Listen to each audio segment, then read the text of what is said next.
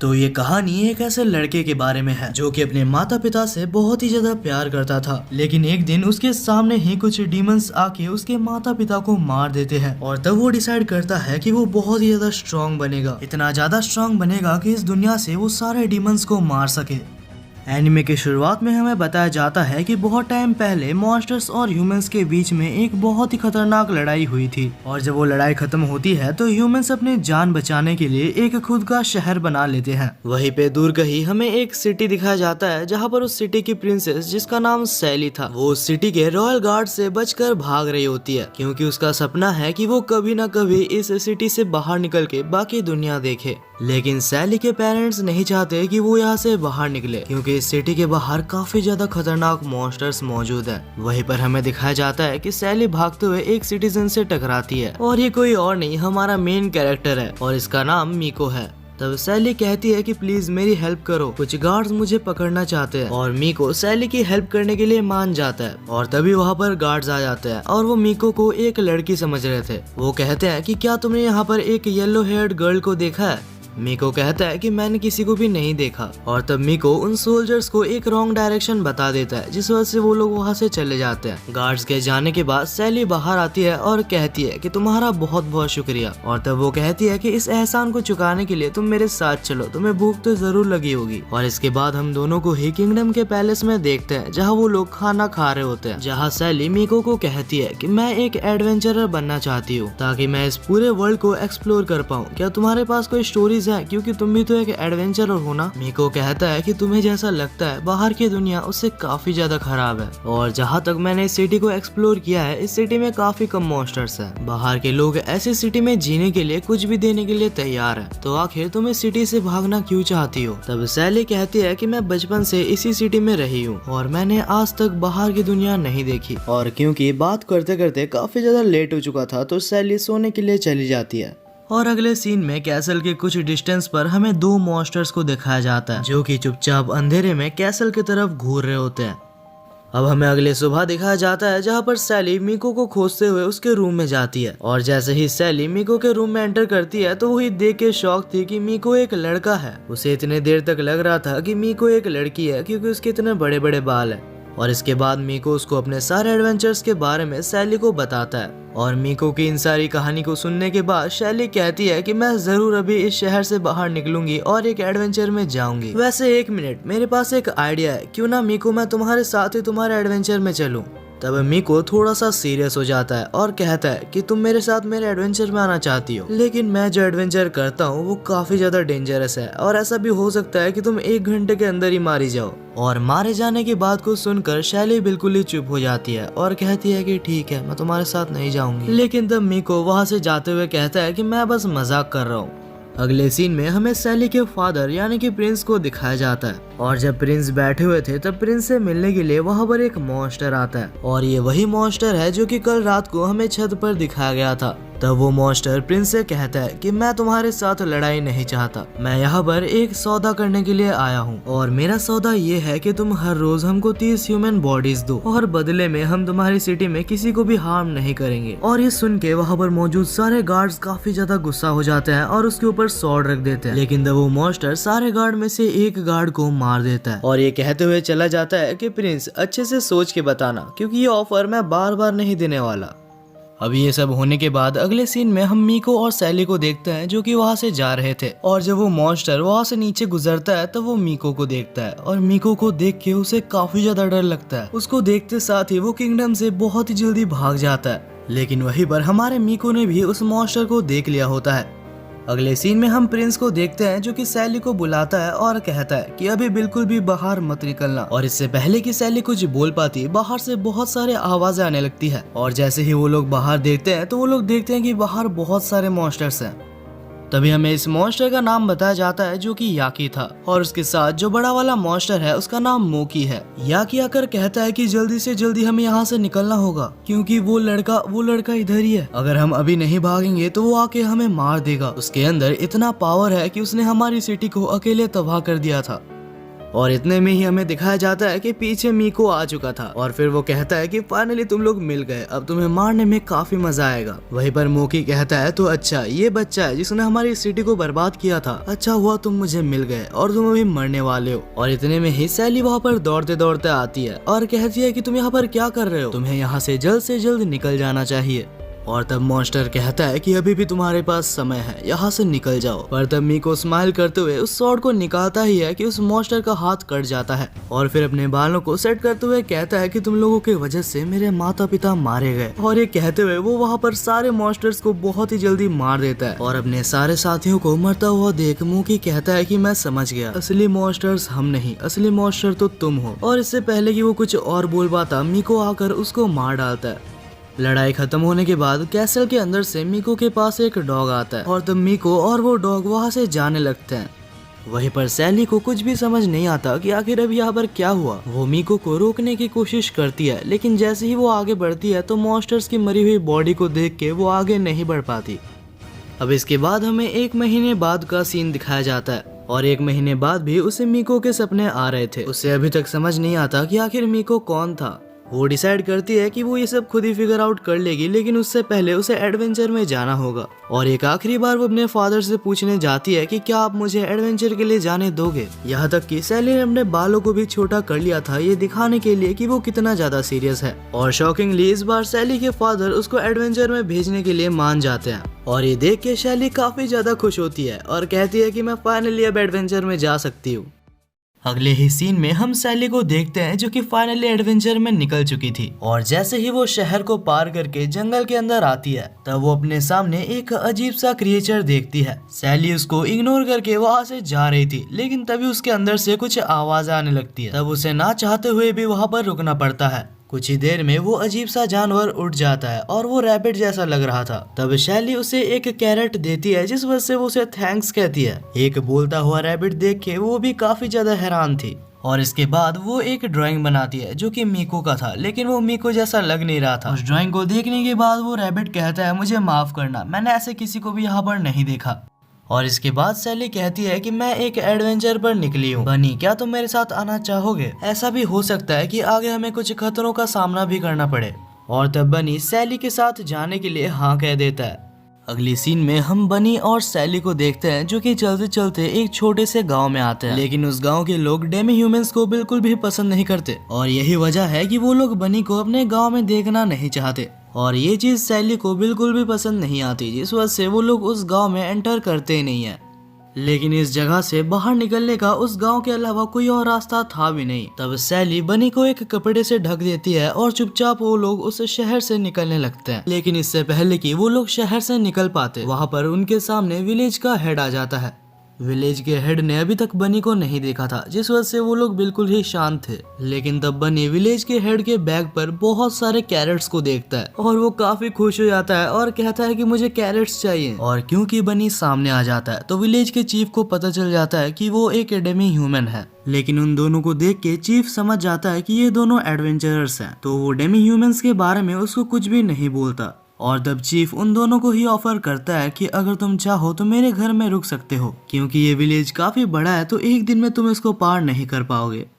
उसी रात हम दोनों को ही चीफ के घर में देखते हैं जहाँ पर बनी को अपना रूम दिखाने के बाद चीफ सैली को उसका रूम दिखाने के लिए उसके साथ जा रहा होता है। और तब वो सैली को कहता है कि बहुत सालों पहले की बात है, इस विलेज के ऊपर मॉन्स्टर्स का हमला हो गया था और इस विलेज के काउंटलेस लोगों को मॉन्स्टर्स ने मार दिया था। लेकिन तब कहीं से एक लंबे बालों वाला लड़का आता है। वो एक एडवेंचरर था जो कि काफी ज्यादा स्ट्रॉन्ग था और वो हमारे विलेज को बचा लेता है। और उसके बारे में सुन के सैली को पता लग जाता है कि ये और कोई नहीं मीको है। तब वो कहती है तो क्या आपको पता है कि वो एडवेंचरर अभी कहाँ पर गया है? तब चीफ कहता है कि मुझे इसके बारे में कुछ भी नहीं पता, मैं तो उसको थैंक्स तक नहीं कह पाया। वो यहाँ के सारे मॉन्स्टर्स को मारने के बाद चुपचाप यहाँ से निकल गया था और यही वजह है कि मैं सारे एडवेंचरर्स की बहुत ही ज्यादा रिस्पेक्ट करता हूँ। तब सैली पूछती है कि आखिर आप लोग डेमी ह्यूमन से इतना ज्यादा नफरत क्यों करते हो? तब चीफ कहता है कि डेमी ह्यूमंस भी एक तरह के डीमंस होते हैं। हालांकि वो लोग अच्छे दिखने के नाटक करते हैं लेकिन अंदर से उनका मन कभी भी अच्छा नहीं होता। इस टॉपिक पर सैली और ज्यादा बात नहीं करती और उस रात वहाँ पर ही सो जाती है। अगले दिन जब सैली सोकर उठती है तो उसे बहुत सारे आवाजें आती है और जैसे ही वो बाहर निकलती है तो वो अपने सामने एक बहुत ही बड़े ऑगर मॉन्स्टर को देखती है। ये मॉन्स्टर वहाँ पर मौजूद सारे सिटीजन्स को हार्म कर रहा होता है। सैली को कुछ भी समझ नहीं आता कि आखिर वो इस मॉन्स्टर को कैसे मारेगी और जैसे ही वो मॉन्स्टर सैली को जान से मारने वाला था तभी वहाँ पर बनी दौड़ते हुए आता है और एक ही किक के साथ वो मॉन्स्टर को मार गिराता है। वहीं पर इन सारी चीजों को जंगल से कुछ सोल्जर्स देख रहे होते हैं। दूसरी तरफ विलेज में बनी की ऐसी पावर को देख के वहाँ के सिटीजन्स काफी ज्यादा डर गए थे।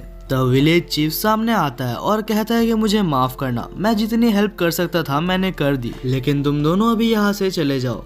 तब बनी दौड़ते हुए चीफ के सामने जाता है और उसके सामने जाके कहता है कि आपका बहुत बहुत शुक्रिया, आपने कल रात हमारी काफी ज्यादा मदद की थी। और ये देख के वहाँ के सिटीजन्स भी काफी ज्यादा हैरान थे और इसके बाद ही सैली और बनी वहाँ से जाने लगते हैं। लेकिन तब इनके सामने कुछ सोल्जर्स आ जाते हैं जो कि कुछ देर पहले हमें दिखाए गए थे और बिना किसी रीजन के इन दोनों को वहाँ पर अरेस्ट कर लिया जाता है। और इसके बाद ही हमें सैली और बनी को दिखाया जाता है जो कि जेल के अंदर थे और तभी वहाँ पर हेड ऑफिसर आता है और आने के बाद उन दोनों को ही जेल से निकालने के बाद वो कहता है कि मेरा नाम हॉक्स है और हमारी मेन विक्टिम ये डेमी ह्यूमन है। इसकी पावर देख के हमें लगा कि ये कभी भी खतरा बन सकती है और क्योंकि तुम भी इसी के साथ थी इसलिए तुम्हें हमने पकड़ा है। लेकिन थोड़ी सी इन्वेस्टिगेशन करने के बाद और उन विलेजर्स से बात करने के बाद उन्होंने बोला कि बनी एक बहुत ही अच्छा डेमी ह्यूमन है और यहाँ तक कि बनी ने विलेजर्स को डीमन से भी बचाया है। और तब हॉक्स को पता लगता है कि बनी बिल्कुल भी बुरी डेमी ह्यूमन नहीं है और क्योंकि हॉक्स ने बेवजह दोनों को अरेस्ट किया था तो एक ट्रीट देने के लिए वो लोग दोनों को ही एक सिटी में ले आते हैं। तब हॉक्स कहता है कि इस सिटी को रिंडेरी सिटी के नाम से जाना जाता है। वहीं पे उस सिटी के बाहर हम दो मॉन्स्टर्स को देखते हैं। यहाँ पर एक मॉन्स्टर जो कि लड़की है उसका नाम मैरी था और इस बड़े वाले भालू जैसे मॉन्स्टर का नाम जेड है और ये दोनों ही प्लान कर इस सिटी के अंदर कब्जा करने का सोच रहे हैं। लेकिन इस सिटी के आउटर वॉल्स काफी ज्यादा स्ट्रॉन्ग है जिस वजह से कोई भी मॉन्स्टर इसके अंदर एंटर नहीं कर पाता। तब मैरी अपने फुल पावर का यूज करते हुए एक आइस का सेक्रीफाइस कर देती है जिससे कि सिटी के आउटर वॉल में एक बहुत ही बड़ा होल हो जाता है। हालांकि इतना ज्यादा माना यूज करने की वजह से मैरी का साइज छोटा हो जाता है। तब जेड कहता है कि बाकी का मैं संभाल लूंगा, तुम इतने कम माना के साथ फाइटिंग नहीं कर सकती। ये कहकर जेड वहाँ पर मौजूद सारे सिक्योरिटी गार्ड्स को मार देता है और जैसे ही वो अंदर जाता है तो सामने उसे सैली दिखती है। नहीं पता क्यों लेकिन सैली अपने कंट्रोल पे नहीं थी, ऐसा लग रहा था कि किसी ने उसको हिप्नोटाइज कर दिया है। और तब सैली जेड की तरफ बढ़ रही होती है लेकिन तब बनी आता है और जेड को दूर हटा देता है और कहता है कि जल्द से जल्द यहाँ से निकल जाओ, मुझे नहीं लगता कि मैं इसे ज्यादा देर तक होल्ड बैक कर पाऊंगा। और तभी सैली अचानक से होश में आ जाती है और हॉक्स उसको ले जाता है। दूसरी तरफ बनी अपने पूरे स्ट्रेंथ से लड़ रही होती है लेकिन फिर भी वो उसको हरा नहीं पाती। बहुत कोशिश करने के बाद भी जेड उसको पकड़ लेता है। बनी के हमलों का उसके ऊपर कोई भी असर नहीं हो रहा था और देख के ऐसा लग रहा था कि बनी काफी जल्दी मरने वाली है। तब बनी एक आखिरी कोशिश करती है लेकिन इसका भी कोई फायदा नहीं होता और तब जेड बनी को सैली के सामने फेंक देता है। तब सैली बनी को प्रोटेक्ट करने के लिए उसके सामने आ जाती है और कहती है कि मैं तुम्हें इसे मारने नहीं दे सकती। तब जेड हंसता है और कहता है कि आखिर तुम दोनों मेरा क्या ही बिगाड़ सकते हो। अचानक से सैली को अपने अंदर कुछ बहुत ही ज्यादा अजीब सा महसूस होने लगता है। उसकी आंखें बिल्कुल वैसे ही ग्लो कर रही थी जैसे कि मीको की करती है और देखते ही देखते सैली ने उस मॉन्स्टर का एक हाथ काट दिया था। और तब हम सैली को देखते हैं जिसका बिहेवियर पूरी तरीके से चेंज हो चुका था। वहीं पर अगले सीन में हम एक पेड़ के नीचे मरी को देखते हैं जो कि सोच रही होती है कि आखिर जेड को इतना टाइम क्यों लग रहा है। और तब फाइनली हम अपने मेन कैरेक्टर मीको को देखते हैं जो कि मैरी के बिल्कुल ही पीछे था और कहता है अभी अभी अंदर से जो आवाज आई क्या वो तुम्हारी दोस्त की है। तब मैरी मीको को देखती है लेकिन उसे कुछ समझ नहीं आता आखिर कैसे मीको उसके पीछे आ गया और उसे पता तक नहीं चला। और इसके बाद मैरी बिना कुछ सोचे उसके ऊपर हमला कर देती है। ये हमला वाकई में काफी ज्यादा पावरफुल था जिससे कि वो पेड़ कट जाता है लेकिन इस हमले से मीको को कुछ भी नहीं होता। और तब मीको कहता है कि अच्छा होगा अगर तुम लड़ने की कोशिश ना करो। वहीं पर दूसरी तरफ हम जेड को देखते हैं जो कि काफी जोर जोर से हंस रहा था और कहता है कि फाइनली मुझे इतने दिनों बाद कोई ऐसा मिला जो कि मुझसे लड़ सकता है। ये कहकर जेड शैली की तरफ एक बहुत ही खतरनाक हमला करता है लेकिन जेड ये देख के चौंक जाता है कि शैली ने उसके अटैक को आराम से रोक लिया था। वहीं पर दूसरी तरफ हम मीको को देखते हैं जो कि मैरी के साथ बैठा होता है। तब मैरी पूछती है कि क्या तुम वही ट्रैवलर हो जो कि सारे मॉन्स्टर्स को शहर शहर जाके मार रहा है। तब मीको कहता है कि तुम्हें अगर मेरे बारे में पता ही है तो मैं तुम्हें एक क्वेश्चन करना चाहता हूँ। क्या मैं पूछ सकता हूँ कि आखिर तुम और तुम्हारे दोस्त इस शहर के लोगों को क्यों मारना चाहते हैं? तब मैरी कहती है कि इन सब के पीछे बस एक ही रीजन है। इंसानों ने लड़ने के बाद अपना अपना किंगडम बना लिया और चैन से रहते हैं, लेकिन उन्होंने कभी भी हम जैसे मॉन्स्टर्स यानी कि ऑगर्स के बारे में नहीं सोचा। हम इंसानों के ऊपर हमला बस इसलिए करते हैं क्योंकि हमारे पास रहने की जगह तक नहीं है। और अब ये सब बातें मीको को बताते हुए उसकी माना पूरी तरीके से रिस्टोर हो चुकी थी और मैरी अभी पूरी तरीके से अपने ओल्ड फॉर्म में वापस आ चुकी थी। और तब वो अपने माना को रिलीज करते हुए कहती है कि मुझे माफ कर देना, लेकिन तुम मॉन्स्टर्स के लिए एक खतरा हो और हमारी भलाई के लिए हमें तुम्हें यहीं पर मारना होगा। तब मीको कहता है कि तो तुम मुझे मारना चाहती हो। मुझे लगा था कि पहली बार मुझे कोई अच्छा मॉन्स्टर मिला है, लेकिन कोई बात नहीं, अगर तुम मुझे मारना ही चाहती हो तो ट्राई करके देख लो। वहीं पर दूसरी तरफ जेड ने भी ये सेम स्टोरी सैली को भी बताई थी और तब जेड अपना सबसे ज्यादा स्ट्रॉन्गेस्ट हमला यूज करता है, ये कहकर कि तुम्हें मारना काफी ज्यादा इम्पोर्टेंट है। वो हमला इतना ज्यादा स्ट्रॉन्ग था कि वो बिल्कुल कैसल को तोड़ते हुए बाहर आता है और वो हमला इतना ज्यादा पावरफुल था कि मैरी का ध्यान भटक जाता है और टाइम देखकर मीको उसके ऊपर हमला कर देता है, हालांकि वो बस उसकी परछाई थी। तब मैरी कहती है कि तुम मेरे पीछे पड़े हो, लेकिन क्या तुम अपने दोस्तों को नहीं बचाना? मुझे नहीं लगता कि जेड से वो लोग ऐसे ही जीत पाएंगे। तब मीको कहता है कि मैं कोई हीरो नहीं हूँ कि मैं सबको बचाते फिरूं। इस दुनिया में मेरा बस एक ही गोल है और वो है कि सारे डीमन ऑगर्स को मारना। और ये कहने के बाद मीको एक मैजिक करता है जिससे कि मैरी के सारे ऑगर आइज डिस्ट्रॉय हो जाते हैं। वहीं पर दूसरी तरफ सैली जेड को हरा देती है। हालांकि उसको हराने के बाद वो बेहोश हो जाती है, लेकिन सैली ने बनी को प्रोटेक्ट कर लिया था। दूसरी तरफ मैरी कहती है कि अगर मैंने अपने सबसे ज्यादा स्ट्रॉन्गेस्ट हमले को यूज किया तो तुम मारे जाओगे। तब मीको कहता है कि अच्छा ऐसी बात है। तब मीको कहता है कि मैं तुम्हें एक चांस देता हूँ, तुम एक बार अपना हमला करो और मैं यहाँ से नहीं हिलूंगा।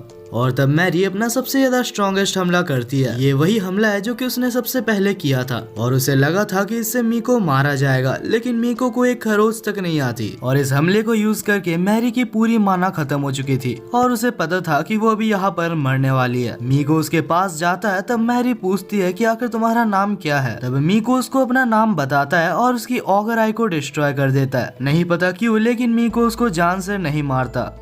कुछ देर बाद वहाँ पर मीको का डॉग आता है और कहता है कि मीको क्या तुम इसे नहीं मारने वाले? तब मीको कहता है कि कभी मैं भी इसी की तरह हुआ करता था और क्योंकि मैंने इसकी सारी पावर ड्रेन कर लिया तो हम इसको जिंदा छोड़ सकते हैं। और तब डॉग कहता है कि क्या आप अपने स्पिरिट से नहीं मिलने वाले? मीको कहता है कि मुझे लगता है कि इस वक्त उससे मिलना बिल्कुल भी सही नहीं होगा। और यहाँ पर ये दोनों ही सैली की बात कर रहे थे और इसका मतलब ये है कि इससे पहले जब वो दोनों मिले थे तब मीको का एक छोटा सा हिस्सा सैली के अंदर चला गया था और यही वजह है कि शैली के अंदर एक ऐसी पावर डेवलप हो गई। उसी शाम को एक पेड़ के पास में एक अजीब सा आदमी दिखाया जाता है और वो कहता है कि फाइनली मुझे वो मिल गया। वहीं पर दूसरी तरफ जब शैली को होश आता है तब वो पूछती है कि आखिर उस मॉन्स्टर ऑगर का क्या हुआ। तब हॉक्स उसे उसका स्वॉर्ड देता है और उसे बोलता है कि आखिर तुमने तो उसे मारा था। और ये सुन के शैली को समझ नहीं आता कि आखिर इतने बड़े मॉन्स्टर को उसने कैसे मारा। अगले सीन में हम हॉक्स को देखते हैं जो कि शैली और बनी को जेल में लेके आता है और तब हॉक्स दोनों को ही मैरी को दिखाता है और कहता है कि हम लोग जब इन्वेस्टिगेशन कर रहे थे तब सिटी के बाहर एक पेड़ के पीछे हमें ये लड़की पड़ी हुई मिली और जैसे कि हम देख सकते हैं कि ये एक ऑगर है। हालांकि किसी ने इसके मॉन्स्टर एलिमेंट्स को एलिमिनेट कर दिया है और क्योंकि ये एक ऑगर है तो ऐसा हो सकता है कि इस हमले के पीछे इसका भी हाथ हो, इसीलिए जब ये एक बार होश में आ जाएगी तो हमें इसे मारना होगा। तब शैली कहती है कि जब तक इसे होश नहीं आता तब तक मैं इसके साथ ही रहूंगी। तब हॉक्स कहता है कि सावधान रहना और वहां से चला जाता है। इसके बाद जब बनी और शैली उसके पास बैठे थे तब बनी एक चीज नोटिस करती है और शैली से कहती है कि मैरी बस बेहोश होने का नाटक कर रही है। और जब दोनों को पता लग ही चुका था तो मैरी वहाँ पर उठ जाती है और कुछ प्लान करने के बाद वो बनी के ऊपर हमला करने की कोशिश करती है, लेकिन मैरी के अटैक्स बिल्कुल भी पावरफुल नहीं थे क्योंकि मीको ने उसके पावर एलिमेंट्स को ऑलरेडी डिस्ट्रॉय कर दिया है। मैरी को कुछ समझ नहीं आ रहा था कि आखिर उसके अटैक्स उसको लग क्यों नहीं रहे और जब उसे याद आता है कि मीको ने ये सब किया है तब वो जोर जोर से मीको का नाम लेने लगती है और मीको का नाम सुन के शैली को कुछ भी समझ नहीं आता। तब वो कहती है कि मुझे सब कुछ पहले से बताओ। अगले सीन में हम एक ऑगर को देखते हैं जो कि धीरे धीरे जंगल से सिटी की तरफ बढ़ रहा होता है। वहीं पर दूसरी साइड हम देखते हैं कि मैरी ने सब कुछ शैली को बता दिया होता है और जब शैली को मिको के द्वारा किए गए सारे काम का पता लग जाता है तब वो बहुत ही ज्यादा खुश होती है और कहती है कि अब तुम हमारे जैसे ही एक नॉर्मल इंसान हो और कुछ भी करके तुम्हें हमें मरने से बचाना होगा। अगले सीन में हमें हॉक को दिखाया जाता है जो कि अपने कैबिनेट में बैठा होता है और तब उसके पास कुछ गार्ड्स आते हैं और कहते हैं कि वो मैरी नाम की ऑगर यहाँ से भाग चुकी है और इस प्लान में आपके दोनों ही दोस्त शामिल है। हॉक को विश्वास नहीं होता कि ऐसा भी कुछ शैली और बनी कर सकते हैं। उन तीनों को ही पकड़ने के लिए हॉक वहाँ से बाहर निकलता है और देखता है कि तीनों ही वहाँ से भाग रहे थे। उन्हें रोकने के लिए हॉक उनके सामने आ जाता है लेकिन तब बनी दौड़ते हुए आती है और हॉक को साइड हटा देती है। हॉक उन्हें रोकने की सारी कोशिश करता है लेकिन वो तीनों वहाँ से भाग रहे होते हैं। इससे पहले कि हॉक फिर से उनके पीछे जा सकता वहाँ पर एक बहुत ही बड़ा हमला होता है और ये हमला इतना ज्यादा बड़ा था कि बस एक हमले से ये पूरी सिटी तबाह हो चुकी थी। हॉक अपने सामने पूरी सिटी को तबाह होता हुआ देख कुछ भी समझ नहीं पाता और तब मैरी को एक बहुत ही ज्यादा स्ट्रेंज सी फीलिंग महसूस होती है और तब ऊपर हम एक हाई लेवल ऑगर को देखते हैं। इस हाई लेवल ऑगर का नाम हमें साइमन बताया जाता है और इस टाइप के ऑगर्स के अंदर इनसेन लेवल की स्ट्रेंथ होती है। तब साइमन मैरी से पूछता है कि आखिर तुम इन ह्यूमंस के साथ क्या कर रही हो। तब साइमन नोटिस करता है कि मैरी के पास कोई भी पावर्स नहीं है। वो कहता है कि अगर तुम किसी बैटल में हार गई थी और तुम्हारे पास अभी पावर्स नहीं है इसका मतलब कि तुम एक ह्यूमन हो और तुम्हारा जिंदा रहना ना रहना सेम चीज है, तो इनके साथ यहाँ पर तुम्हें भी मरना होगा। तब अचानक से मैरी नीचे बैठ जाती है और कहती है कि आप जैसा कहेंगे मैं वैसा ही करने के लिए तैयार हूँ। लेकिन तब बीच में शैली आती है और कहती है कि तुम्हें ऐसा बोलने का हक नहीं है। मैरी को जिंदा रहना है या नहीं है वो तुम डिसाइड करने वाले कोई भी नहीं होते। इससे पहले कि मैरी और भी कुछ बोल पाती साइमन उसके पीछे चला जाता है और उसके ऊपर अटैक करने ही वाला था। लेकिन अचानक से साइमन रुक जाता है क्योंकि मिराजी नाम के एक बंदे ने उसको रुकने के लिए कहा था और ये वही है जो कि कुछ देर पहले हमें शहर के ऊपर नजर रखते हुए दिखाया गया था।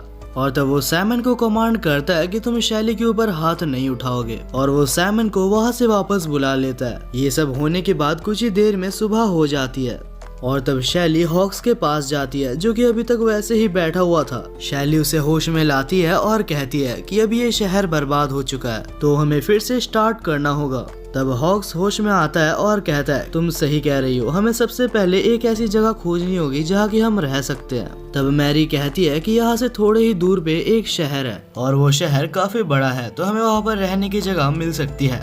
अगले सीन में हम सभी को उसी शहर में देखते हैं। हॉक्स कहता है कि सबसे पहले हमें एक रहने की जगह चाहिए और पूरा शहर ढूंढने पर उन्हें एक सस्ता होटल मिल जाता है। लेकिन उस होटल का ओनर भी उनको वहाँ पर रहने से मना कर रहा था क्योंकि ओनर को पता लग चुका था कि उनके साथ एक डेमी ह्यूमन है। पर जब ओनर को पता चलता है कि उनके साथ हॉक भी है जो कि एक आर्मी जनरल है तब वो रूम देने के लिए मान जाता है।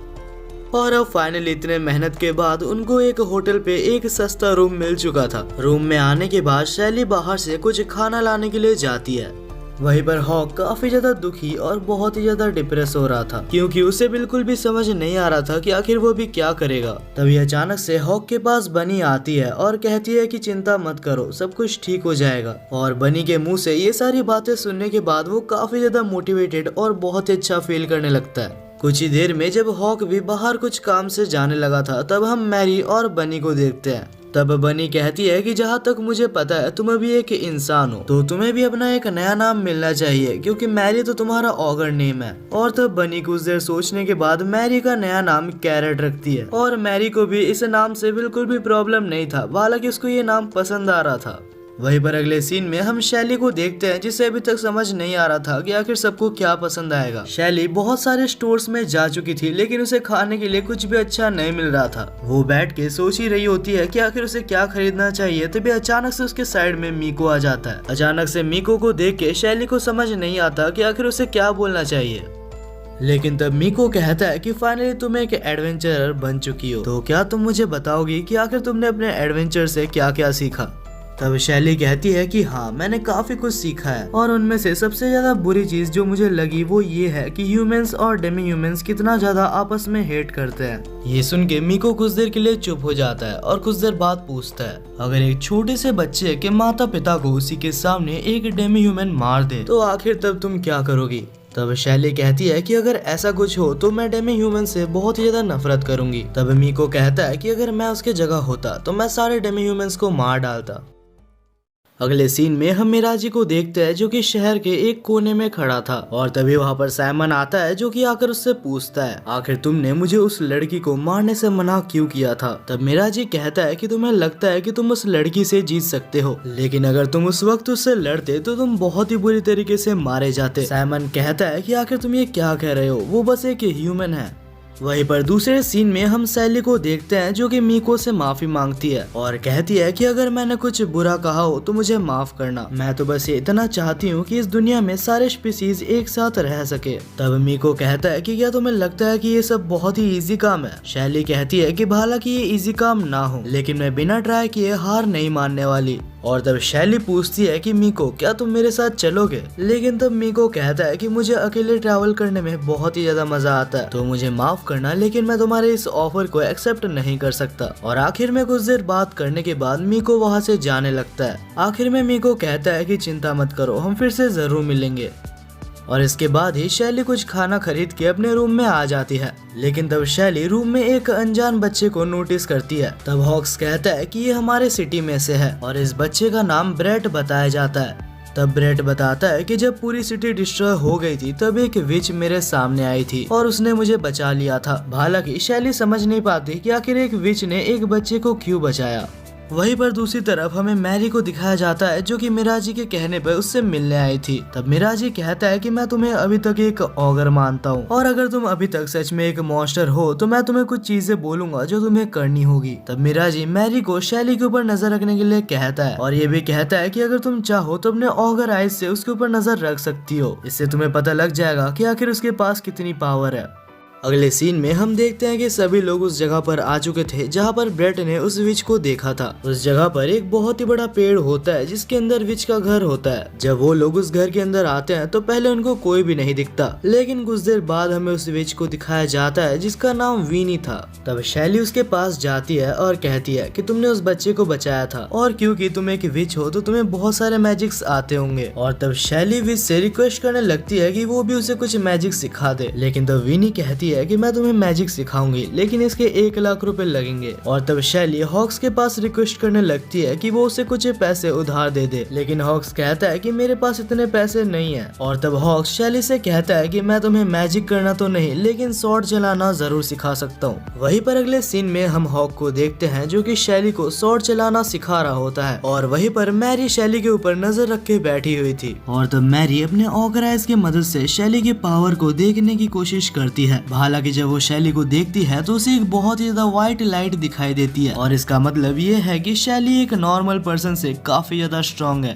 अब हॉक और शैली को ट्रेनिंग करते करते शाम हो चुकी थी और क्योंकि वो लोग अभी एक जंगल में थे तो उन्हें समझ नहीं आता कि आखिर वो लोग रात को कहाँ पे रुकेंगे। और तभी वहाँ पर विच आती है और कहती है कि अगर तुम चाहो तो मेरी जगह पे रुक सकते हो और अगर तुम पैसे नहीं देना चाहते तो बस रूम को साफ कर देना। वहीं पर अगले सीन में हम बनी को देखते हैं जो कि विच के पास आती है और हमें पता चलता है कि बनी और विच पहले के पुराने दोस्त हैं, जहां विच ने बनी के लिए एक हैमर टाइप का वेपन बनाया था। तब बनी उस वेपन के लिए विच को शुक्रिया अदा करती है और फिर वो कहती है कि अगर हो सके तो शैली को मैजिक जरूर सिखाना। और क्योंकि वो दोनों ही पुराने दोस्त है तो विच इस काम के लिए मान जाती है। हालांकि वो बोलती है कि मैं ये काम फ्री में नहीं कर रही, तुम जब इसके बाद मुझसे मिलोगी तो मैं तुमसे बहुत सारे पैसे लेने वाली हूँ। अब अगली सुबह विनी ने सबको बाहर बुलाया होता है और जब शैली को पता चलता है कि विनी उसको मैजिक सिखाने वाली है तब शैली काफी ज्यादा खुश होती है और विनी का शुक्रिया अदा करने लगती है। पर तब विनी कहती है कि रुक जाओ, इतना खुश मत हो, कोई भी मैजिक सीखने से पहले मैं तुम्हारे पोटेंशियल को देखना चाहती हूँ। और तब विनी शैली को बनी के साथ लड़ने के लिए कहती है, लेकिन शैली बनी के साथ लड़ने से मना कर देती है। तब विनी कहती है कि अगर तुम्हें मैजिक सीखना है तो जो मैं बोल रही हूँ तुम्हें वो करना ही होगा। दूसरी तरफ मैरी जब ये सब सुनती है तो उसे अंदाजा हो जाता है कहीं ना कहीं विनी को भी पता है कि शैली कोई नॉर्मल पर्सन नहीं है। वहीं पर शैली बनी के साथ एक नॉर्मल ट्रेनिंग कर रही होती है और जब बनी के साथ उसका ट्रेनिंग खत्म हो जाता है तो वो हॉक्स के साथ स्वॉर्ड फाइटिंग करती है। तब हॉक्स कहता है कि क्योंकि तुम एक बिगिनर हो तो मैं तुम्हारे ऊपर हाथों का इस्तेमाल नहीं करूंगा। तब हमें कुछ टाइम पहले का सीन दिखाया जाता है जहाँ पर विनी और हॉक बात कर रहे होते हैं और विनी उसे बता रही होती है कि आखिर कैसे शैली ने उस जेड मॉन्स्टर को हराया था। तब हॉक कहता है कि अगर शैली के पास सच में एक ऐसी पावर है तो उसे कोई भी नहीं हरा सकता।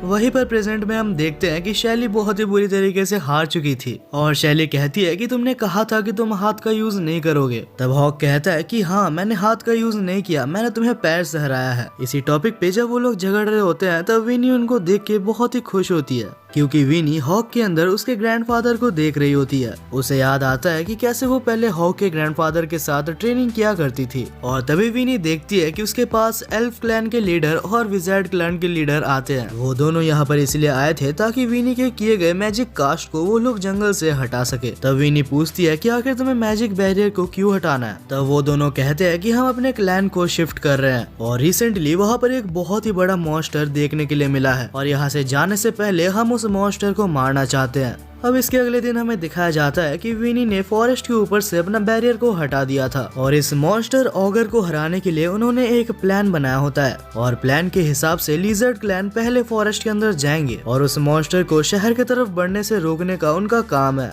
लेकिन तब हॉक कहता है कि ये प्लान बिल्कुल बेवकूफी है, क्योंकि लिजर्ड्स दूर तक नहीं देख सकते तो फॉरेस्ट के अंदर उन्हें बहुत ही बड़ा डिसएडवांटेज है और अगर लिजर्ड्स अकेले लड़ने गए तो वो लोग बेवजह मारे जाएंगे। ये बात शैली और हॉक दोनों ही एल्फ क्लैन के लीडर को कहते हैं। तब एल्फ क्लैन का लीडर कहता है कि मुझे पता है कि ये हो सकता है, लेकिन ये हम दोनों क्लैन्स ने मिलकर डिसाइड किया है और असलियत में अगर वो मॉन्स्टर मारा जाए और साथ ही कुछ लिजर्ड्स भी मारे जाए तो इससे हमारे एल्फ क्लैन को कोई भी फर्क नहीं पड़ेगा। और एल्फ क्लैन के लीडर की ऐसी बातें सुन के शैली आगे कुछ भी नहीं बोलती। तभी अचानक से जंगल के अंदर से एक ऑगर आता है जो कि बिल्कुल ही इंसान की तरह दिख रहा था। हालांकि ये वो ऑगर नहीं है जिनसे कि ये सब लड़ने आए हैं। वो आते साथ ही शैली के ऊपर अपने बालों की मदद से हमला कर देती है। हालांकि बनी ने अपने हैमर की मदद से उसके अटैक को रोक लिया था। तब हमें इस ऑगर का नाम बताया जाता है जो कि हात्सुमी था। दूसरी साइड विनी को ये सारी चीजें अजीब लगी रही होती है कि वहाँ पर एक बहुत ही बड़ा अर्थक्वेक आता है और तभी वो मेन ऑगर जंगल से बाहर आ जाता है और सभी लोग ये देख के काफी हैरान थे कि ये ऑगर एक बहुत ही बड़ा पेड़ जैसे लग रहा है। तब विनी सबको कहती है कि इसके लुक्स पे मत जाना, मैं इसको रोकूंगी तब तक तुम सभी यहाँ से भाग जाओ। लेकिन तब शैली कहती है कि ऐसा नहीं हो सकता, ये काम काफी ज्यादा खतरनाक है और इससे तुम्हारी जान भी जा सकती है।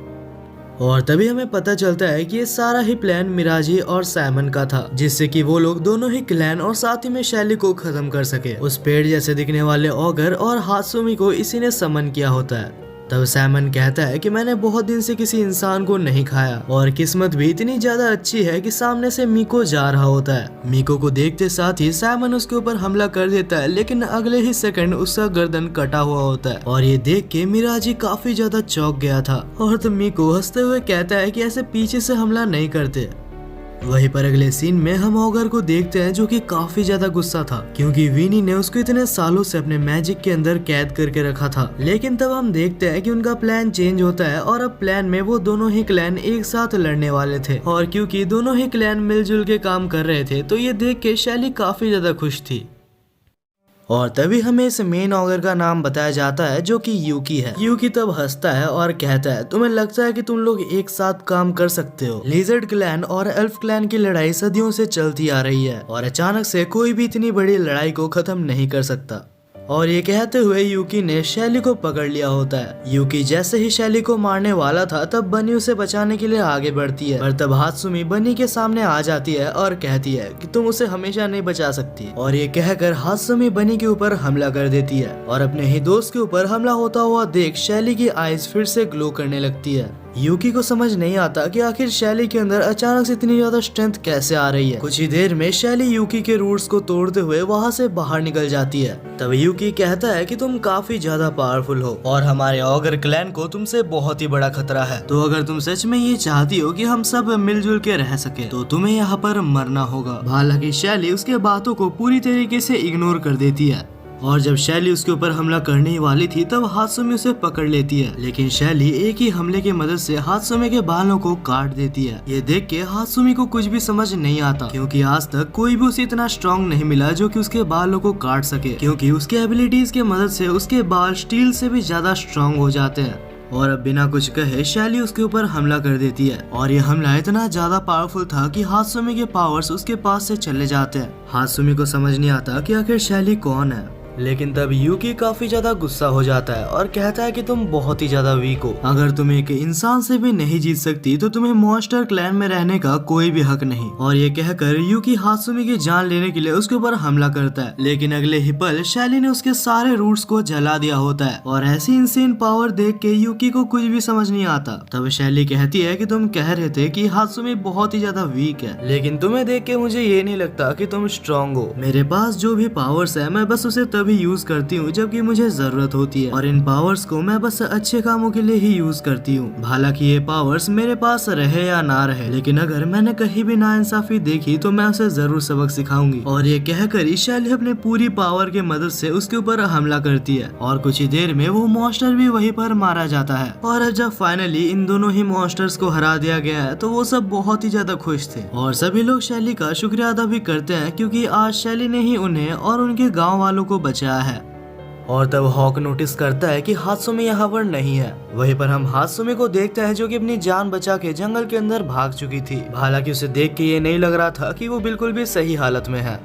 तब उसी रात हम मैरी को देखते हैं जो कि सारी इन्फॉर्मेशन मिराजी की तरफ भेजने के लिए अपने ऑगर आइज का इस्तेमाल करती है, लेकिन इन्फॉर्मेशन देने से पहले मैरी उसको सवाल कर रही थी कि आखिर तुमने मुझे शैली के ऊपर नजर रखने के लिए क्यों कहा था। और मैरी का ये सवाल सुन के मिराजी बहुत ही ज्यादा गुस्सा हो जाता है। मिराजी को ऐसा लगता है कि वो एक बहुत ही ज्यादा हाई पोस्ट में है और मैरी के जैसे एक लो लेवल ऑगर उससे सवाल करने के लायक नहीं है।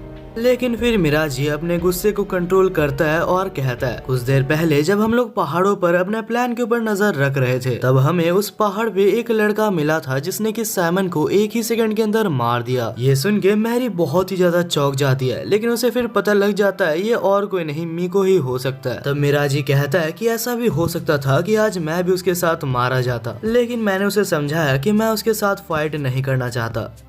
अब इसके बाद ही हमें अगले सुबह दिखाया जाता है जहाँ शैली नींद से उठती है और जब वो विनी के घर जाती है तब वो हॉक को एल्फ और लिजर्ड क्लैन के लीडर के साथ बैठा हुआ बात करते हुए देखती है। और तब हॉक कहता है कि शैली तुम्हारे लिए एक गुड न्यूज है, एल्फ और लिजर्ड क्लैन के लीडर अभी दोस्त बन चुके हैं और वो लोग एक साथ काम करने के बारे में बात कर रहे हैं। और ये सुन के शैली बहुत ज्यादा खुश हो जाती है क्योंकि उसका ड्रीम यही था कि सब एक साथ काम करे। हालांकि ये खुशी ज्यादा देर तक नहीं थी क्योंकि इसी वक्त शैली को अभी विनी के घर से निकलना होगा, क्योंकि शैली को रियलाइज हो चुका था कि वो जहाँ भी जा रही है उसके पीछे बहुत सारे ऑगर्स उसका पीछा कर रहे हैं और प्रोबेबली वो लोग यही जानना चाहते हैं कि आखिर शैली के पास इतना स्ट्रेंथ कहाँ से आ रहा है।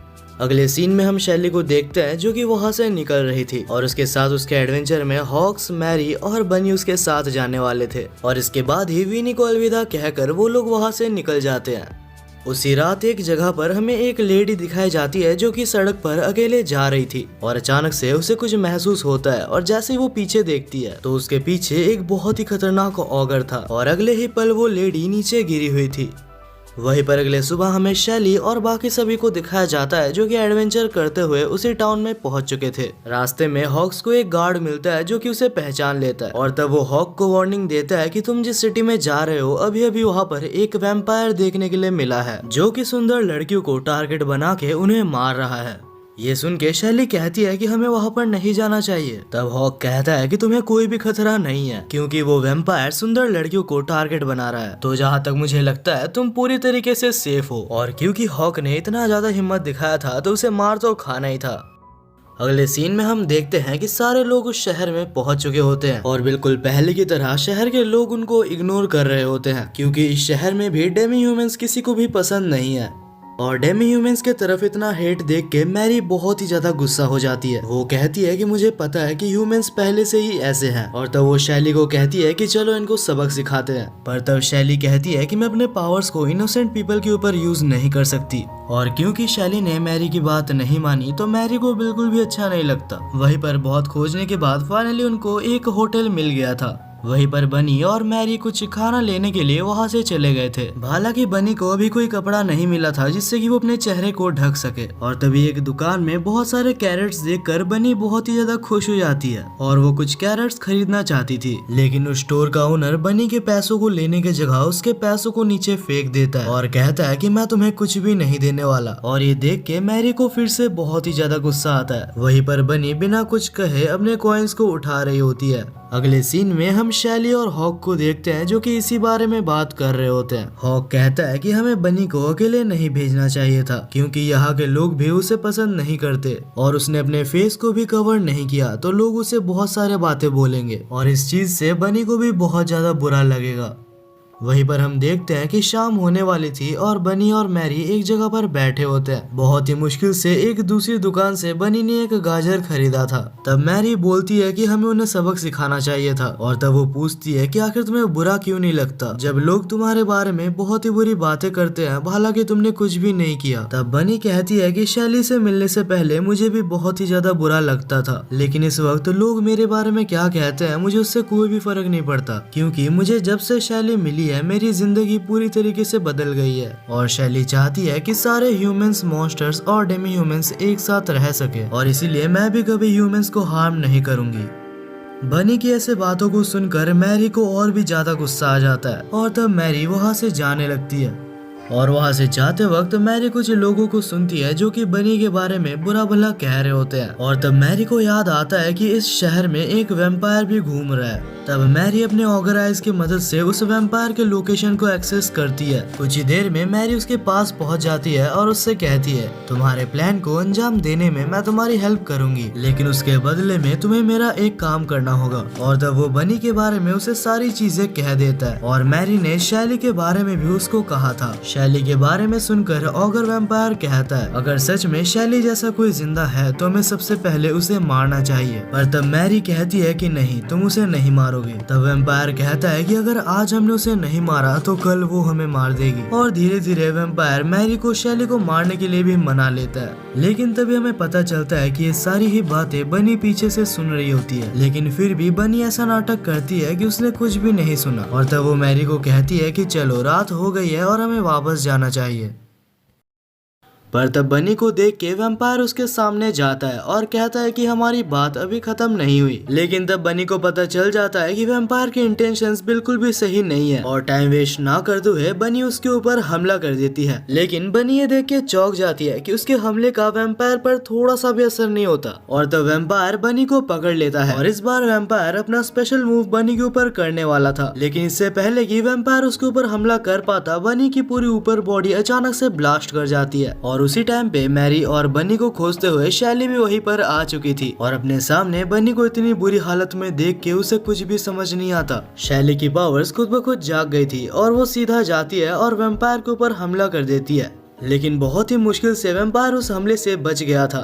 तब वैम्पायर ने अपने पूरी स्ट्रेंथ का यूज कर मैरी को एक जगह पर रोक दिया था और तब वो शैली को बाइट करने ही वाला था कि पीछे से मैरी उसके ऊपर हमला कर देती है, जिससे कि शैली आजाद हो जाती है। तब सीन चेंज होता है और हम बनी को हेवन में देखते हैं, जहाँ बनी को समझ नहीं आता कि आखिर मैं यहाँ पर कैसे आ गई। तब बनी के पास एक एंजल आती है और कहती है कि आखिर तुम भूल कैसे सकती हो, तुम इससे पहले भी एक बार यहाँ पर आ चुकी हो। तब बनी कहती है कि क्या एक आखिरी बार के लिए आप मेरे को अर्थ पर भेज सकते हो। इस बार मेरा वापस जाना बहुत ही ज्यादा इम्पोर्टेंट है क्योंकि मेरे दोस्त मुसीबत में है और मुझे उनकी हेल्प करनी होगी। तब एंजल कहती है कि मुझे नहीं पता आखिर तुम्हें वापस क्यों जाना है, लेकिन अगर तुम्हें जाना है तो मैं तुम्हारी एक बार हेल्प कर सकती हूँ। और अगले सीन में हम फिर से देखते हैं कि फाइनली बनी फिर से जिंदा हो चुकी थी, लेकिन इस बार बनी में कुछ अलग था। बनी के आंखें लाल ग्लो कर रहे होते हैं और उसके पीठ से एक अजीब सा काला पंख निकला होता है। यहाँ तक कि बनी को अपने अंदर एक बहुत ही स्ट्रेंज पावर महसूस होती है और तब बनी बिना टाइम वेस्ट करते हुए उस वैम्पायर के ऊपर हमला करती है। वो हमला इतना ज्यादा पावरफुल था कि वो वैम्पायर एक ही बार में हार जाता है और जब वैम्पायर मरने वाला था तब उसे कुछ चीजें याद आती है। जब वो इस शहर में पहली बार आया था तब उसे एक ह्यूमन मिली थी और उसका बिहेवियर इतना ज्यादा अच्छा था कि धीरे धीरे मैं उससे प्यार करने लगा। उसके साथ रहते वक्त मैं पूरी तरीके से भूल गया था कि मैं एक वैम्पायर हूँ और जिस दिन फाइनली हम दोनों शादी करने वाले थे उस दिन मेरे ऊपर से मेरा कंट्रोल खो गया और मैंने उसी का खून पी लिया जिसको मैं प्यार करता था। और जब वो मारी जाती है तो मेरी जिंदगी पूरी तरीके से बदल जाती है और उस हादसे के बाद उसने सबको मारना चालू कर दिया था। वहीं पर हम प्रेजेंट में वैम्पायर को देखते हैं जो कि अपने आखिरी सांसें ले रहा था और मैरी से कहता है कि मैं समझ सकता हूँ कि आखिर तुमने शैली की साइड क्यों ली। अगले सीन में हम बनी को देखते हैं जो कि अभी भी सो रही थी और जब वो उठती है तो उसे याद आता है कि वैम्पायर को मारने के बाद वो बेहोश हो गई थी और तब बनी उसके साइड में उसी एंजल को देखती है जो कि वहीं पर बैठी हुई थी। बनी को कुछ भी समझ नहीं आता। वो कहती है कि क्या मैं फिर से मारी गई? तब एंजल कहती है कि नहीं, ऐसा नहीं है। एंजल कहती है कि जब मैंने तुम्हें यहाँ पर भेजा था तब मैंने तुम्हें एक पावर दी थी और क्योंकि बनी का काम हो चुका था तो एंजल उस पावर को वापस ले लेती है और जाते हुए कहती है कि तुम्हें कुछ अच्छे दोस्त मिले हैं, उनका ख्याल रखना। बाद में हम हॉक्स को देखते हैं जो कि बनी को देखने आया था और ये देखकर बनी अपने नॉर्मल फॉर्म में वापस आ चुकी है। वो काफी खुश था। अगले सीन में हम एंजल को देखते हैं जो कि अभी भी उसी शहर में थी और तब एंजल उसी वैम्पायर के सोल को देखती है और वैम्पायर की सोल खड़े होकर अपनी ही बॉडी को देख रही थी जो कि लोग जला रहे थे और वहाँ खड़े लोग वैम्पायर के बारे में बुरा भला बोल रहे होते हैं क्योंकि आखिर वैम्पायर ने बहुत से लोगों को मारा है। तब एंजल वहाँ पर आती है और वैम्पायर के सोल से पूछती है कि क्या तुम खुश हो? तब वैम्पायर कहता है कि आखिर मैं दुखी कैसे हो सकता हूँ, मुझे काफी सारी चीजें सीखने के लिए मिली है और साथ ही मैंने ये भी जाना कि हर ह्यूमन बुरा नहीं होता। इस दुनिया में कुछ वैसे ह्यूमंस भी होते होंगे जिनसे मैं प्यार करता था। और ये कहते हुए वैम्पायर की सोल वहाँ से गायब हो जाती है। वहीं पर अगले सीन में हम फाइनली मीको को देखते हैं जहाँ पर जब मीको और उसका डॉग ट्रैवल कर रहे होते हैं तब मीको को अपने पीछे कुछ फील होता है और जैसे ही वो पीछे देखता है तो वो कोई और नहीं हात्सुमी थी। अगले सीन में हम मीको को देखते हैं जो कि खाना बना रहा होता है और वो थोड़ा सा खाना उसे भी देता है और इससे पहले कि मीको उससे कोई सवाल करता हात्सुमी उसे झूठ कहती है और कहती है कि मुझे अपने नाम के अलावा कुछ भी याद नहीं। लेकिन जब रात को हात्सुमी सो रही होती है तब मीको को पता चल जाता है कि हात्सुमी एक ऑगर है और तब वो हंसता है और कहता है मुझे पता था कि ऑगर्स कभी भी सच नहीं बोलते। और जैसे ही मीको हात्सुमी को मारने वाला था तब उसका डॉग उसे रोक लेता है। तब मीको उसे गुस्से से पूछता है कि आखिर तुम मुझे क्यों रोक रहे हो? तब डॉग कहता है कि मैं तुम्हें उसे मारने से मना नहीं कर रहा, लेकिन किसी को भी सोते हुए मारना हमारे रूल्स के खिलाफ है। तब मीको थोड़ा सा शांत होता है और कहता है कि अच्छा हुआ तुमने मुझे रोक लिया। और मीको अपने डॉग से माफी भी मांगता है क्योंकि वो उसके ऊपर बेकार में चिल्ला रहा था। अगले दिन जब मीको और बाकी सब आगे बढ़ते हैं तो उनके पास एक ऑगर आता है और जैसे ही मीको उस ऑगर को मारता है तो हात्सुमी के सिर में दर्द होने लगता है। और इसके बाद जैसे ही वो लोग थोड़ा आगे बढ़ते हैं तो मीको को वहाँ पर एक मिड लेवल का ऑगर दिखता है। ये ऑगर भी काफी ज्यादा पावरफुल होते हैं और पूरे ऑगर क्लैन में इनकी पावर मिडिल में आती है। तब वो ऑगर बहुत ही ज्यादा गुस्सा हो जाता है और कहता है अपना फाइट हारने के बाद तुम वहाँ से भाग गई और सिर्फ तुम्हारी वजह से हमारे मास्टर यूकी वहाँ पर मारे गए, जिस वजह से तुम्हें जिंदा रहने का कोई भी हक नहीं है। और ये कहकर वो ऑगर हात्सुमी के ऊपर हमला कर देता है और उस हमले के बाद हात्सुमी बहुत ही बुरी तरीके से इंजर्ड हो चुकी थी।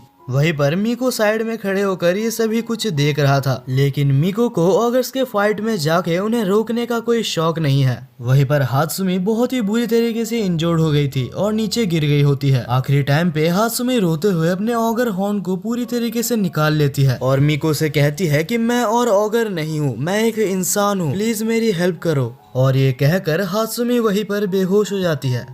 वहीं पर अगले सीन में हम हात्सुमी को देखते हैं जो जैसे ही होश में आती है तो उसके सामने उसे मीको दिखता है और तब हात्सुमी खुश होकर पूछती है कि क्या तुमने मुझे बचाया? मीको कहता है कि हाँ मैंने ही तुम्हें बचाया था क्योंकि तुमने कहा कि तुम एक ऑगर नहीं हो। हालांकि मैंने उस मॉन्स्टर को नहीं मारा क्योंकि अगर मैं उसे मारने के लिए रुकता तो तुम मारी जा सकती थी, क्योंकि उस ऑगर के अटैक के बाद तुम्हारा बहुत ज्यादा ब्लड लॉस भी हो गया था। हात्सुमी बहुत ही ज्यादा खुश होती है और पूछती है कि क्या जब मैं ठीक हो जाऊंगी तब मैं तुम्हारे साथ तुम्हारे एडवेंचर में जा सकती हूँ? मीको कहता है कि क्यों नहीं, तुम भी मेरे साथ चल सकती हो। आखिर जब मैंने तुम्हें बचाया है तो मैं तुम्हें मरने के लिए नहीं छोड़ सकता। ये सुनकर हात्सुमी काफी ज्यादा खुश होती है और मीको की तारीफ करते हुए कहती है कि तुम बहुत ही अच्छे हो।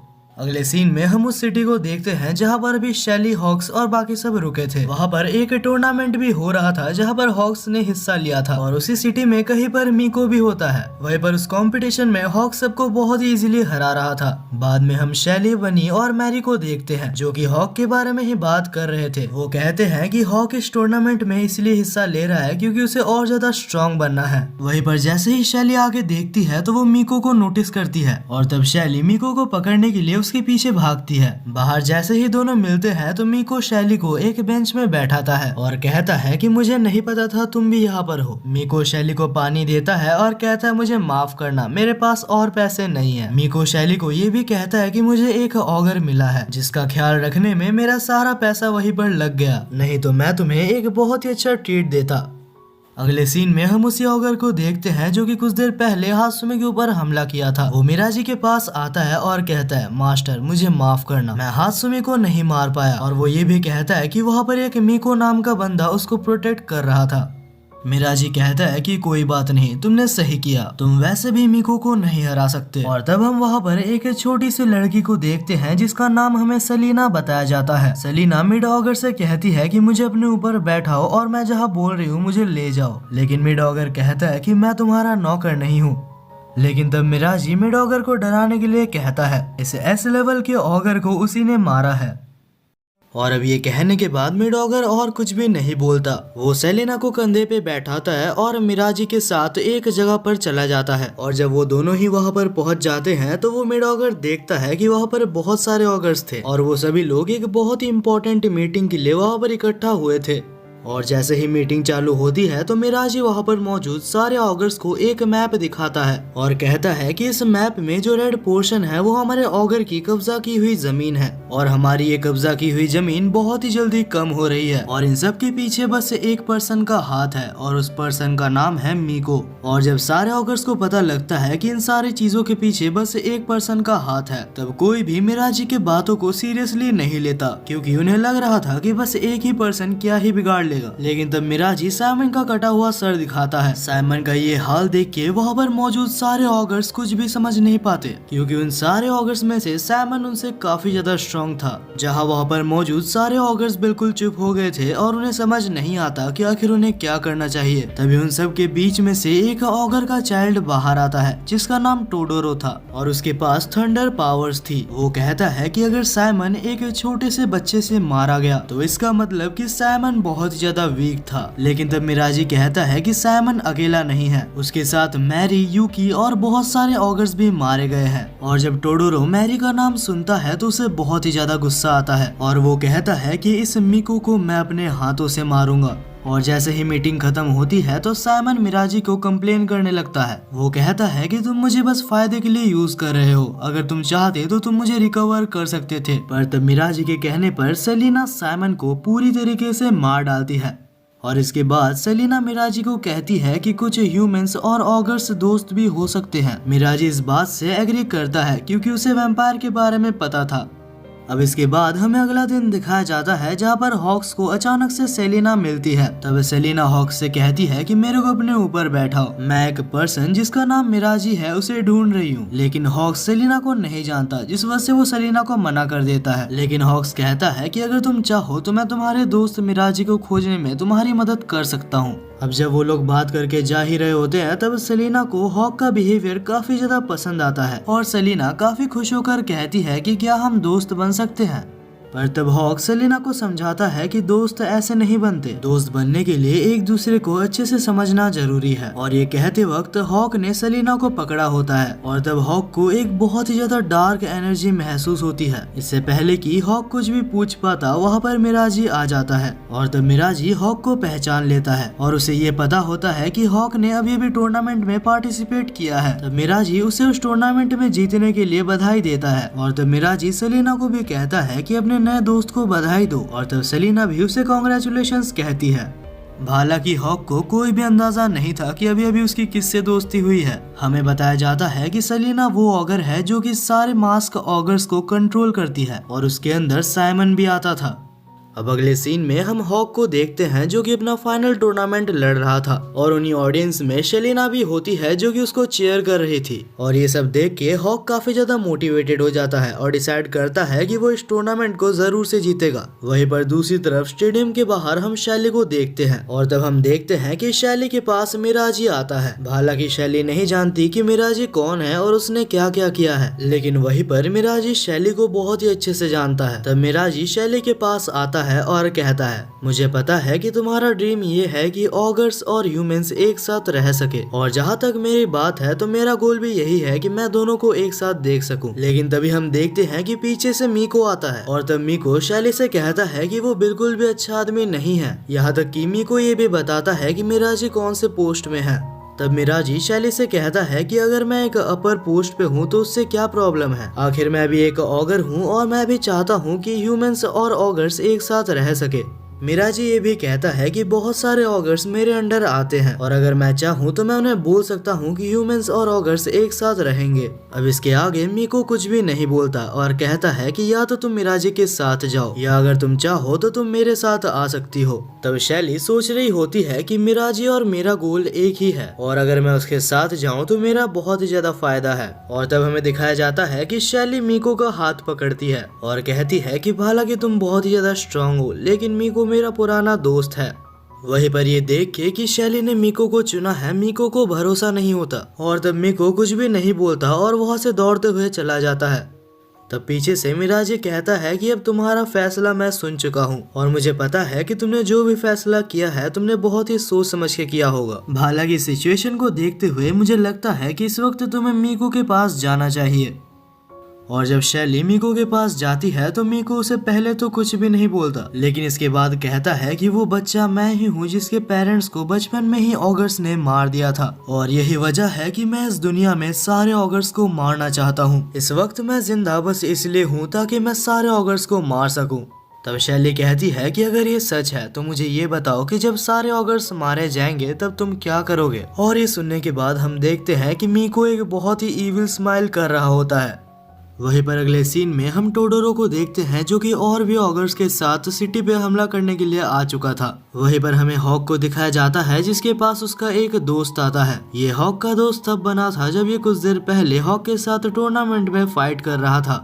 तब हमें कुछ टाइम पहले का सीन दिखाया जाता है जहाँ पर गिल्ड मेंबर्स आके कहते हैं कि तुम लोग जितने ऑगर्स मारोगे उस हिसाब से तुम्हें पैसे मिलेंगे और इस वक्त सारे एडवेंचरर्स ऑगर्स को मारने के लिए बाहर हैं। तब हम प्रेजेंट में हॉक और उसके दोस्त को देखते हैं जो कि ऑगर्स को मारने के लिए जा रहे थे। हॉक का दोस्त कहता है कि मुझे कुछ पैसों की जरूरत है क्योंकि मेरे पास पैसे नहीं है अपने बच्चों को स्कूल में पढ़ाने के लिए। तब हॉक कहता है कि हालांकि हमें ये मिशन मिला है लेकिन ऑगर्स इतने ज्यादा कमजोर नहीं होते, अगर तुमने सावधानी से फाइट नहीं की तो तुम मारे जा सकते हो। और ये सब सुन के वो कहता है तो इसका मतलब कि ये ऑगर्स को मारना मेरा काम नहीं है। और तब वो हॉक को कहता है कि इससे अच्छा होगा कि मैं अपने घर में लौट जाऊं। वो ये कह ही रहा था कि उसके ऊपर एक बहुत ही खतरनाक थंडर अटैक होता है और जैसे ही हॉक सामने देखता है तो वो उसके सामने टोडोरो को देखता है। हॉक को समझ आ जाता है कि ये एक ऑगर है, लेकिन टोडोरो को यहाँ पर एक गलतफहमी हो गई थी। वो सोच रहा होता है कि जिस पर्सन ने मैरी को मारा है वो हॉक है, जिस वजह से वो कोशिश कर रहा होता है कि वो हॉक को भी मार सके।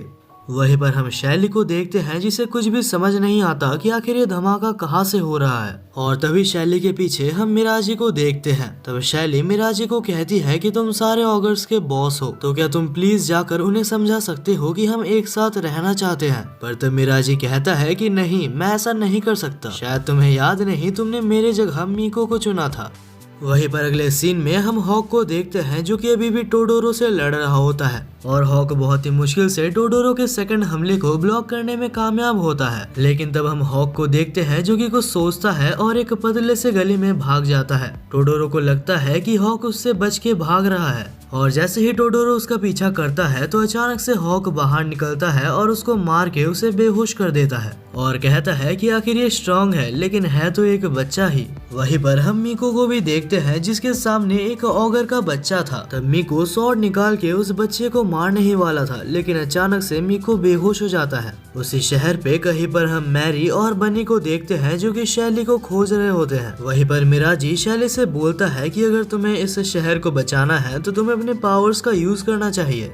अगले सीन में हम एक ऑगर को देखते हैं जिसका नाम सिंको था। वहीं पर हमें दिखाया जाता है कि सिंको एक जगह पर बैठ के कुछ सोच रहा होता है। तभी मैरी उसके पास आती है और उससे पूछती है कि आखिर तुम लोग इस शहर के ऊपर हमला क्यों कर रहे हो। तब सिंको कहता है कि ये सारे ही हमारे बॉस मिराजी के ऑर्डर्स हैं। और तभी अचानक से सिंको को बहुत ही ज्यादा गुस्सा आने लगता है। वो कहता है कि आखिर तुम हारने के बाद ह्यूमंस का साथ कैसे दे सकती हो, तुम्हारे वजह से ये सारी फाइट हो रही है, तुमने हमारे ऑगर क्लैन को धोखा दिया, जिस वजह से मैं आज तुम्हें यहीं पर मारने वाला हूँ।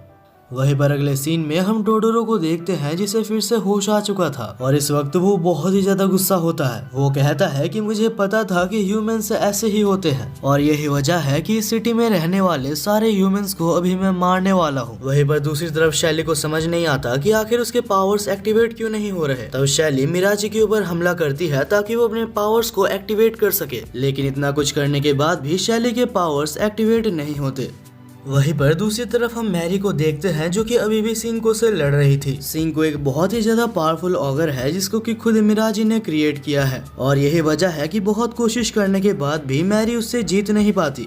वहीं पर दूसरी तरफ हम हॉक को देखते हैं जो कि अभी भी टोडोरो से लड़ रहा था और टोडोरो की इस इनसेन स्ट्रेंथ को देख के वो समझ गया था कि आज वो यहीं पर मारा जाएगा, लेकिन उसके बाद भी हॉक बिल्कुल भी दुखी नहीं था। वो कहता है कि जिंदगी में मुझे सबसे अच्छा जो भी मिल सकता था मुझे मिला है। कुछ ऐसे दोस्त मिले हैं जिनके ऊपर मैं भरोसा कर सकता हूँ। और तब टोडोरो अपना सबसे ज्यादा स्ट्रॉन्गेस्ट हमला हॉक के ऊपर करता है। हॉक को पूरी तरीके से पता था कि हमले से वो मारा जाएगा, लेकिन वो फिर भी मैदान से भागता नहीं है। और जैसे ही वो हमला हॉक के ऊपर होने ही वाला था कि अचानक से सामने वीनी आ जाती है और वीनी ने उस अटैक को ब्लॉक कर दिया था। और इसके बाद वीनी काफी ज्यादा गुस्सा हो जाती है। वो कहती है कि अगर तुम अपने दोस्तों के लिए परवाह करते हो तो उनके लिए जियो। वहीं पर टोडोरो बहुत ही ज्यादा गुस्सा हो गया था और वो अभी वीनी के ऊपर अटैक करने वाला होता है, लेकिन तब वीनी कहती है कि तुम्हारे और हॉक की फाइट में मेरा कोई भी काम नहीं है, मैं बस यहाँ पर इसलिए आई हूँ ताकि मैं हॉक को एक वेपन दे सकूँ। और तब वीनी हॉक को एक स्टील का स्वॉर्ड देती है।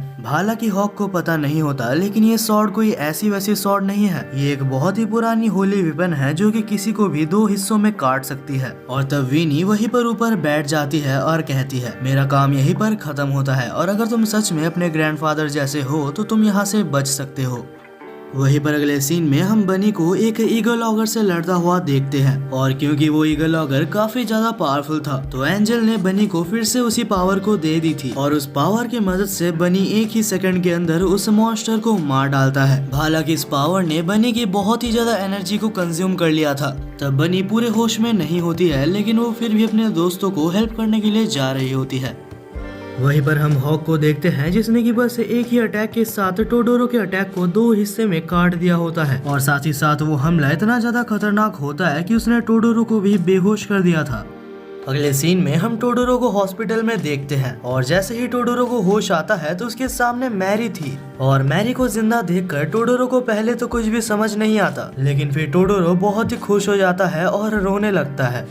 अगले सीन में हम शैली, मैरी और साथ ही में टोडोरो को देखते हैं जो कि सब बाहर थे और जब टोडोरो वहां से जाने वाला था तब मैरी पूछती है कि क्या तुम हमारे टीम में आना चाहोगे, लेकिन टोडोरो मना कर देता है और कहता है कि मैं कभी भी ह्यूमंस का साथ नहीं दे सकता। अगले सीन में हम टोडोरो को देखते हैं जो कि जब वहां से चला जाता है तो वो मिराजी के पास जाता है और वो मिराजी से बहुत ही गुस्से से पूछता है कि आखिर तुमने मुझे झूठ क्यों बोला कि मैरी मारी गई है।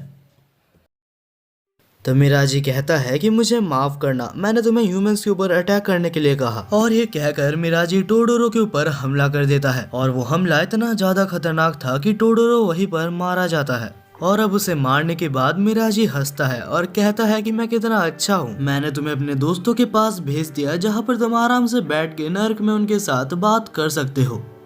अगले सीन में हमें शैली और बाकी सभी को दिखाया जाता है जो कि अभी एक नए कंट्री की तरफ जा रहे थे। अब इसके बाद हमें बहुत सालों पहले का एक सीन दिखाया जाता है जहां पर हम हीको नाम के एक लड़के को देखते हैं और ये पास्ट की स्टोरी कहीं ना कहीं मीको के पावर से जुड़ी हुई है। हमें बताया जाता है कि हीको के पेरेंट्स ने उसे बचपन में ही छोड़ दिया था और जब हीको बड़ा हो जाता है तो अपने पेरेंट्स को ढूंढने के लिए एक एडवेंचर में निकलता है और जब वो एक एडवेंचर में जाता है तो उसे एक डॉग भी मिलता है जो कि उसका पीछा कर रहा था, क्योंकि कुछ टाइम पहले हीको ने उसे थोड़ा सा खाना दिया था। कुछ टाइम बाद हीको को पता चलता है कि वो डॉग बात कर सकता है और इससे पहले हीको ने किसी भी जानवर को बात करते हुए नहीं देखा और हीको ये चीज को देख के काफी ज्यादा शॉक था। हालांकि तभी उसके सामने उसे उसके ही गाँव पे एक बहुत ही बड़ा ऑगर देखने के लिए मिलता है और जब हीको वहाँ पर जाता है तो वो देखता है कि वो ऑगर वहाँ पर मौजूद सारे लोगों को मार रहा होता है। हीको उस ऑगर के सामने आ जाता है और उसे रोकने के लिए उससे लड़ने की कोशिश करता है, लेकिन हीको को लगता है कि वो इसे नहीं हरा पाएगा, जिस वजह से वो कांप रहा होता है। और जब वो ऑगर हीको के पास आके उसके ऊपर अटैक करता है तो हीको उसे एक ही हाथ से रोक लेता है। ये देखकर कि हीको की स्ट्रेंथ इतनी ज्यादा है कि वो एक ऑगर से मुकाबला कर सकता है, उसके अंदर फिर से जोश आ जाता है और तब हीको की आंखें वैसे ही ग्लो करने लगती है जैसे कि मीको की करती थी। हीको के अंदर भी बहुत ही ज्यादा इंसेन लेवल की स्ट्रेंथ आ जाती है और वो वहाँ पर मौजूद सारे ऑगर्स को मारने लगता है और इसके बाद धीरे धीरे हीको को सारे लोग जानने लगते हैं। अब इसके कुछ टाइम बाद हमें दिखाया जाता है कि हीको अपने डॉग के साथ एक एडवेंचर में निकलता है अपने पेरेंट्स को खोजने के लिए। हालांकि एडवेंचर करते करते वो काफी ज्यादा स्ट्रॉन्ग बन चुका था, यहाँ तक कि हीको को एक ऑगर का आइलैंड भी दिखता है जिसे वो पूरी तरीके से खत्म कर देता है। और अब इतना ज्यादा एडवेंचर्स करने के बाद और इतने सारे ऑगर्स को मारने के बाद उसके पेरेंट्स को खोजने की इच्छा पूरी तरीके से उसके अंदर मर चुकी थी। तब हीको डिसाइड करता है कि वो और एडवेंचर नहीं करेगा और वो एक गाँव में एक अपना घर ले लेता है जहाँ वो आराम से रहने लगता है। अब इसके बाद हीको आराम से अपनी जिंदगी काट रहा था कि अचानक से एक दिन हीको के पास एक ऑगर आता है और वो रोते हुए कहता है कि हीको प्लीज मेरे बच्चे को बचा लो। और तब वो ऑगर हीको को पूरी स्टोरी बताता है। वो बताता है कि कैसे मैं एक ऑगर हूँ और मुझे एक ह्यूमन लेडी से प्यार हो गया, लेकिन ये ऑगर अपने ऑगर इंटेंशंस को काबू नहीं कर पाता और ये ऑगर तब अपने ही वाइफ को मार के खा लेता है। और जब वहाँ के विलेजर्स को पता चलता है कि एक ऑगर ने ऐसा किया है तब वो इसके ऊपर बहुत ही ज्यादा गुस्सा हो जाते हैं। वो विलेजर्स इतने ज्यादा गुस्सा थे कि उस बच्चे को उन्होंने एक पेड़ से बांध दिया था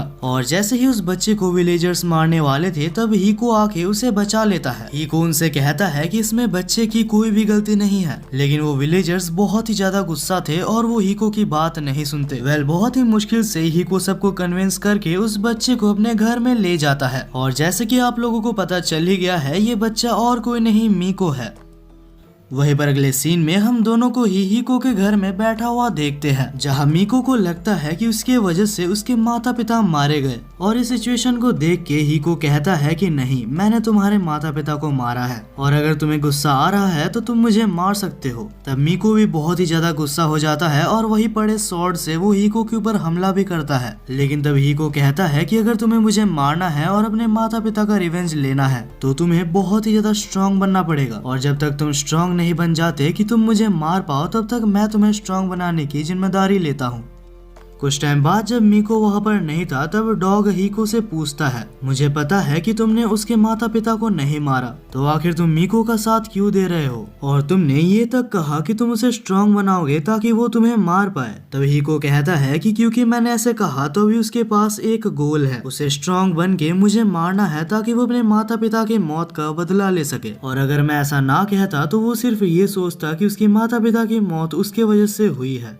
हालांकि मीको उधर ही मौजूद होता है और वो चुपके से इन सारी बातों को सुन रहा होता है।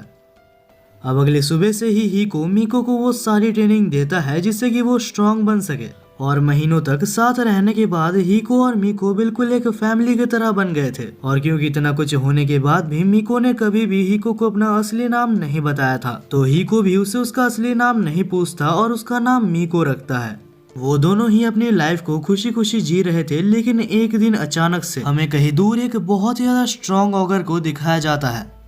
वहीं पर दूसरी सीन में हम हीको और मीको को देखते हैं जो कि एक पहाड़ पे बैठे थे और तब हीको कहता है कि अभी तुम पहले से बहुत ही ज्यादा स्ट्रॉन्ग हो और इस वक्त अगर तुम चाहो तो तुम एक एडवेंचर में जा सकते हो। लेकिन हीको को छोड़ के मीको कहीं भी नहीं जाना चाहता। मीको कहता है कि अगर आप भी मेरे साथ एक एडवेंचर में जाओगे तो मैं भी आपके साथ चलूंगा। अब इसके बाद हमें बहुत दिन बाद का सीन दिखाया जाता है जहाँ पर मीको कहीं काम से गया होता है और उसे एक बहुत ही ज्यादा बैड फीलिंग आ रही होती है जैसे कि उसे तब आया था जब उसके माता पिता को कुछ ऑगर्स ने मार दिया था। और जब फाइनली मीको वहाँ पर पहुँच जाता है जहाँ उनका घर हुआ करता था तब वो देखता है कि वो पूरा विलेज डिस्ट्रॉय हो चुका है और वहाँ पर हमें उसी ऑगर को भी दिखाया जाता है जो कि हमें कुछ दिन पहले दिखाया गया था। हालांकि वो इतना ज्यादा स्ट्रॉन्ग था कि वो हीको को भी मार डालता है, लेकिन मरने से पहले हीको वो मीको को पास बुलाता है और कहता है मुझे माफ करना कि मैं तुम्हारे साथ तुम्हारे जर्नी पे नहीं जा सकता। और तब वो ये भी कहता है क्योंकि मैंने तुम्हें ये भी प्रॉमिस किया था कि जब तक तुम स्ट्रांग नहीं बन जाते मैं तुम्हारे साथ रहूंगा, तो मेरे जगह मेरा ये स्वॉर्ड तुम्हारे साथ रहेगा। और इसके बाद जब हीको मारा जाता है तो हीको के अंदर से एक रोशनी निकलती है जो कि सीधा ही मीको के अंदर चली जाती है। और इसके बाद से ही मीको इतना ज्यादा पावरफुल बन गया कि वो किसी को भी मार सकता है। तब वो हीको का स्वॉर्ड लेता है और जिस ऑगर ने उसे मारा था उसके पास जाके उसे एक ही सेकंड के अंदर मार डालता है। और वहीं से मीको की एडवेंचर भी चालू होती है।